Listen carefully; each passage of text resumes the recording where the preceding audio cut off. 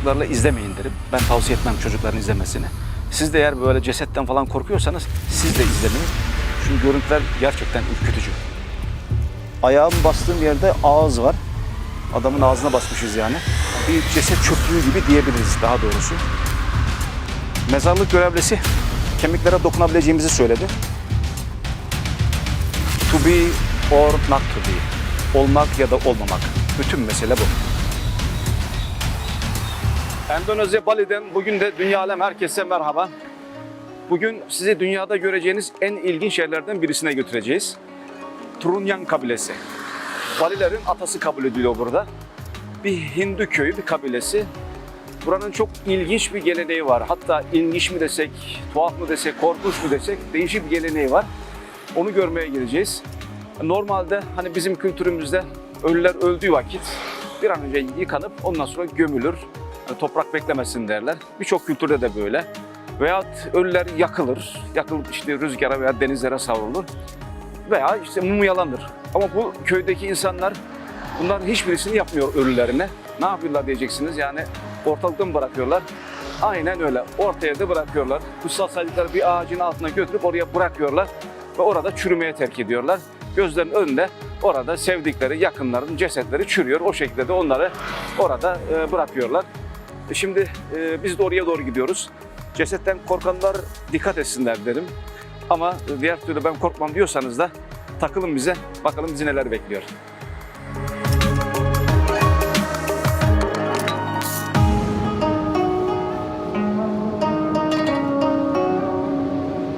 Yine yağmur başladı. Endonezya'da yağmurun ne zaman yağacağı belli değil. Muson yağmurları her an yağabilir gün içerisinde. Yanımıza şemsiye de almadık. İnşallah ıslanmayız.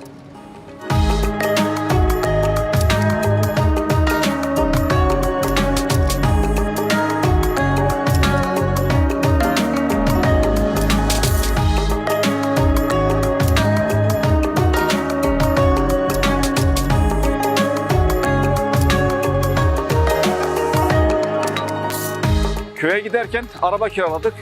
Şimdi benzinlikte durup benzin alıyoruz. Normalde burada Endonezya'da fiyatlar çok ucuz değil. Yani Türkiye ile hemen hemen aynı fiyatlar çoğu şeyde. Fakat benzin fiyatları çok uygun. Yarım dolar.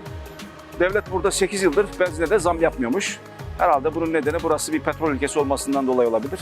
Yarım dolar. Gayet ucuz.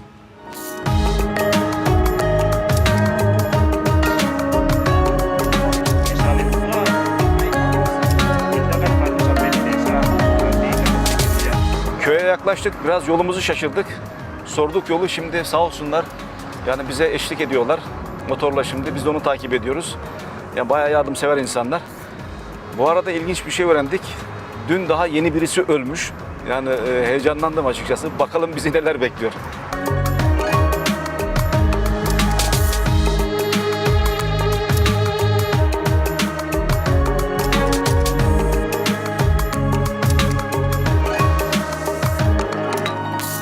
Bayağı zorlu yollardan geçerek Terunyan köyüne vardık. Terunyan, yani köyün manası Terun, Tanrı demekmiş.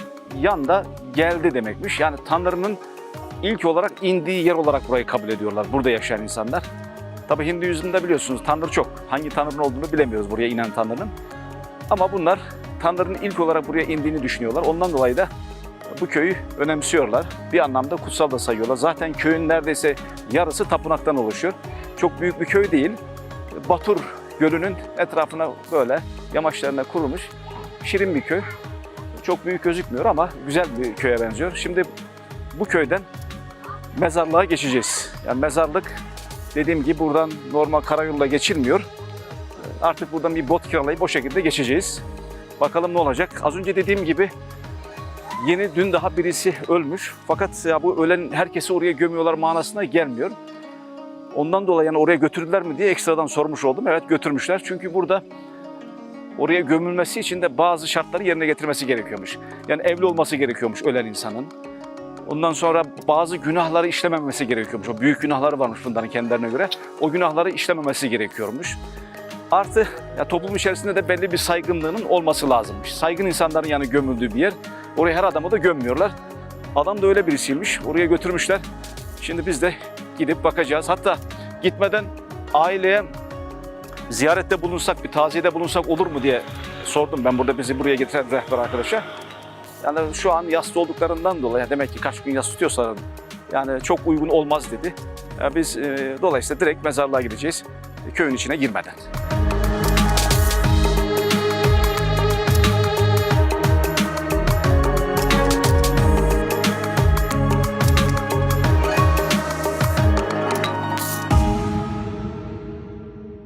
Köy fakir bir köy. Yani balıkçılıkla geçiniyormuş buradaki insanlar. Çok fazla turist de yok. Hatta hiç turist yok yani şu an en azından hiç görmüyoruz biz. Burası çok bilindik bir yer değil zaten. Bir de gelmesi zor olduğundan dolayı turistler buraya gelmiyorlar. Ya biz o zorluklara katlandık size bir şeyler gösterebilmek için. Şimdi bundan sonra da burada bir bot kiralayacağız. Pazarlığını yapıyoruz. Ondan sonra da yola koyulacağız.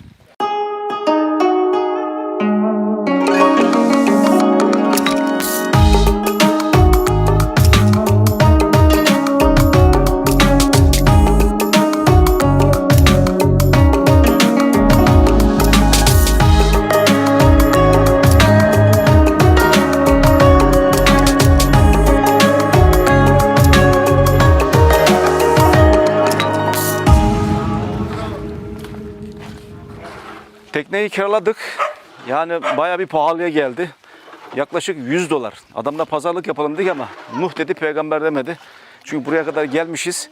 Bundan sonra geri dönmeyeceğimizi bildiği için de adam hiç fiyatta en ufak bir indirim yapmadı. Biz de artık mecburen tutmak zorunda kaldık. Motor güvenli bir motora benziyor ama yine de biz can yeleğimizi giyelim. Önlemimizi almış olalım.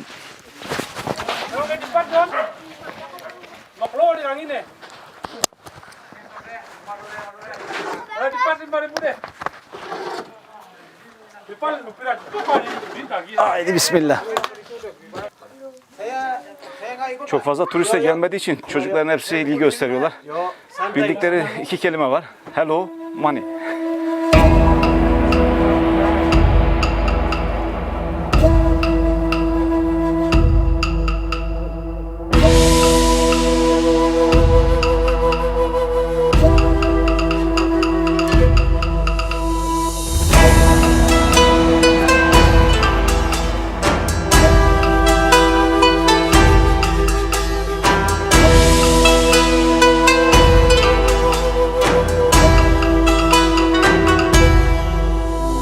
Batur Gölü üzerinde yolculuğumuz başladı. Çok büyük bir göl değil. 10 dakika sürer dediler. 10 dakika sonra orada olacağız.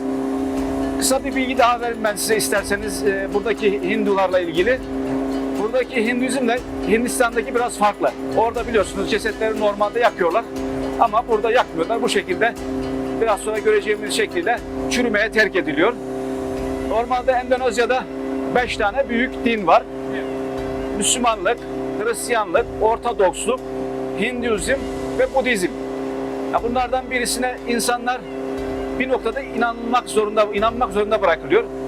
Çünkü neye inanırsa inansın insanlar, taşla toprağa herhangi bir şeye inansalar bile bunların 5'inden birisini kabul etmek zorundalar. Yoksa diğer türlü kimlikleri olmuyor, evlenemiyorlar da. O yüzden bu şekilde farklı inançların yanında bu 5 dinden birisini de kabul etmek zorundalar. Çok sayıda inanç var, 300'den fazla inanç var bu topraklarda. Şimdi onlardan bir tanesi de bu köyde yaşayanlar. Bakalım bu inancın ritüelinde ölülere ne yapıyorlarmış onu yerinde görmüş olacağız.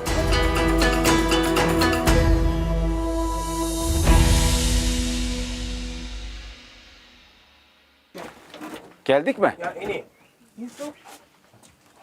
Ya bize 10 dakika dediler. Hani 10 dakikalık mesafe yine bir yol diye düşünüyorduk. 2 dakikada getirdiler. Yani geldiğimiz yolda toplasanız yani 700-800 metrelik bir yol. Bu kadar yola $100 para aldılar. Gerçekten öpüldük. Yani bu şekilde bunu da burada ayrıntılı olarak söylemiş olayım. Kötü bu duygu yani.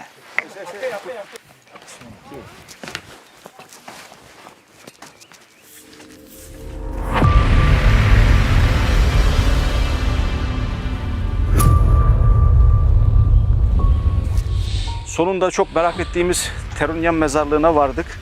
Mezarın girişinde çok ilginç bir detay bizi karşıladı. 2 tane insan kafatası var burada. Önünde işte para var. Az önce gözümüzün önünde birisi getirdi bisküvi koydu buraya. Bir de bir içecek koydu. Artık içeceğin ne olduğunu buradan pek anlayamadım. Bunları da ibadet gibi tanrılarına adıyorlar.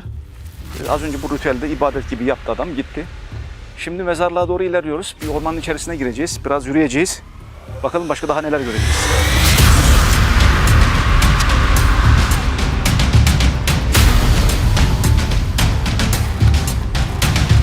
Mezarın içerisinde yolda yürürken ortalık gerçekten pis. Ne ararsanız var yani. Diş fırçası var, diş macunu var, kaşık var, tabak var, şampuan var. Bunun nedeni de aslında ölüyü buraya getirdikleri vakit ölünün yanında onu güzel giydirdikten sonra eşyalarını da, gündelik eşyalarını da, kullandığı eşyaları da yanına koyuyorlarmış. Daha sonra tabii böyle o kadar fazla birikindiğinde kenarlara bu şekilde yığmışlar. Şimdi ölülerin olduğu yere geldik. İlginç. Vallahi buradalar.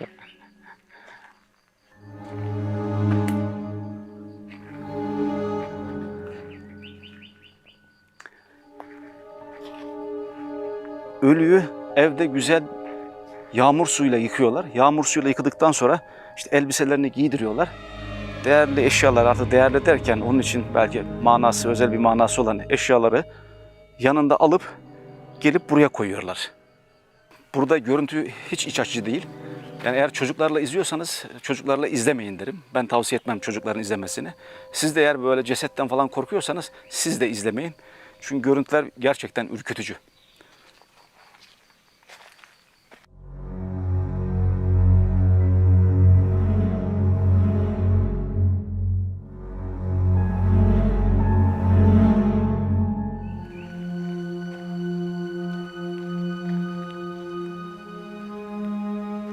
Mezarlıkta yeni cesetler olduğu gibi eski cesetler de var. Yani yolda gelirken bize bir günlük bir ceset olduğunu söyledi ama gördüğüm kadarıyla en yeni ceset en az 3-4 haftalık var. Yani çok da yani bir günlüğe benzemiyor. Üzerine sinekler uçuşuyor.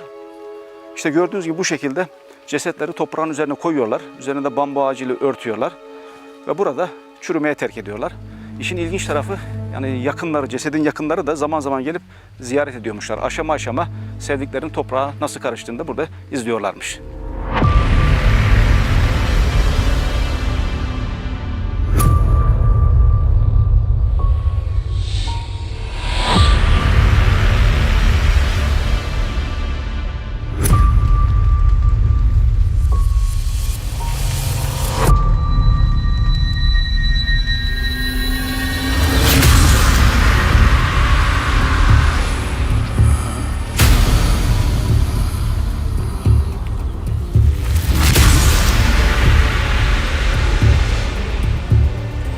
Bir, iki, üç, dört, beş, altı, yedi, sekiz, dokuz, 10, 11.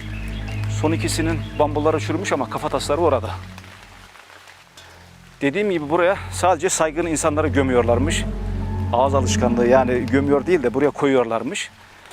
Yani evli olması gerekiyormuş. Toplumda önemli bir şey yapıp kendini ispat etmiş birisi olması gerekiyormuş. Aynı zamanda bunların kendilerine göre büyük günah olarak kabul ettiği şeyler var. Onlara da işlememesi gerekiyormuş buraya defnedilmesi için.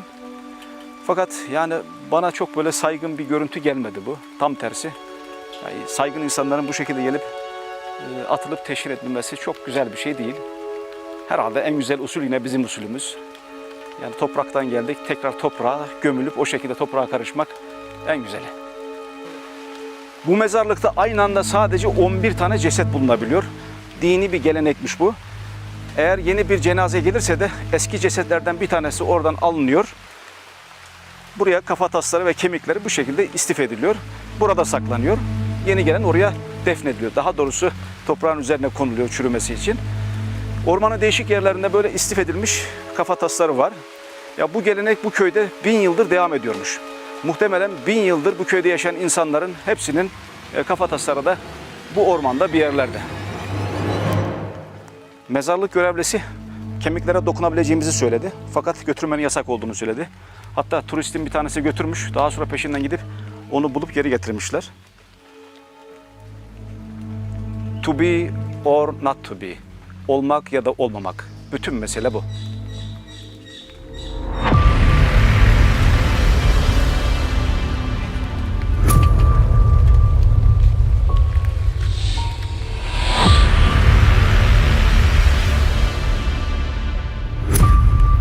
Yerlere para dolu. Madeni para olsun, kağıt para olsun, her taraf para. Bu paralardan eğer birisi alıp götürürse evine hastalanıp ölüyormuş. Ondan dolayı paralara kimse dokunmuyor. İnançlar o şekilde.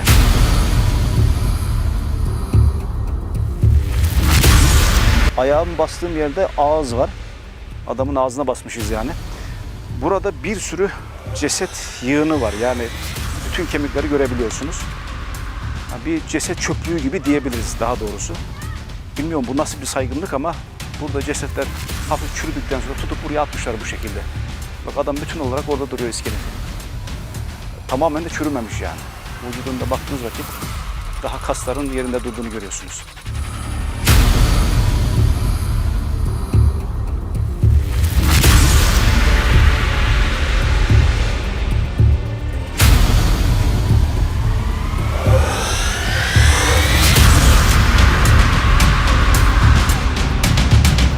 Vallahi beni en çok etkileyen yer burası. Bildiğiniz ceset çöplüğü yapmışlar. Yani cesetler orada gördüğünüz gibi tutup buraya atmışlar. Yani o manzarayı bu cesedin yani bir yakınları görmüş olsa herhalde ya bunlar rahatsız olurlar diye düşünüyorum yani. Çok saygın bir şey değil.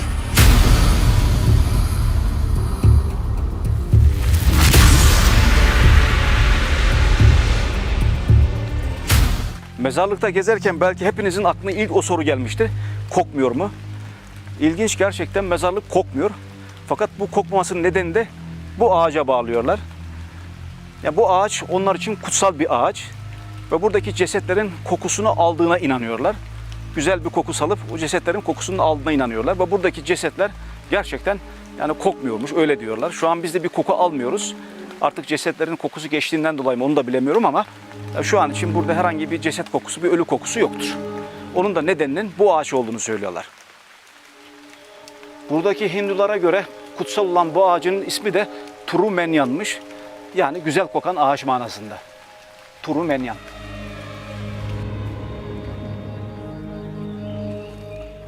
Terunyan kabilesi saygınlar mezarlığı ama gördüğünüz gibi çok da saygın değil. Cesetleri buraya atıyorlar. Çürüdükten sonra da çöpe atar gibi yan tarafa atıyorlar. Yani çok da böyle gerçekten rahatsız edici bir görüntü diyebilirim. Ya bizim usullerimiz en güzeli. Dinimizin kıymetini bilelim. Bundan sonraki gideceğimiz durakla ilgili nereye gitmemizi istiyorsanız lütfen yorumlara yazmayı unutmayın. Dünya Alem takipte kalın. Hoşça kalın.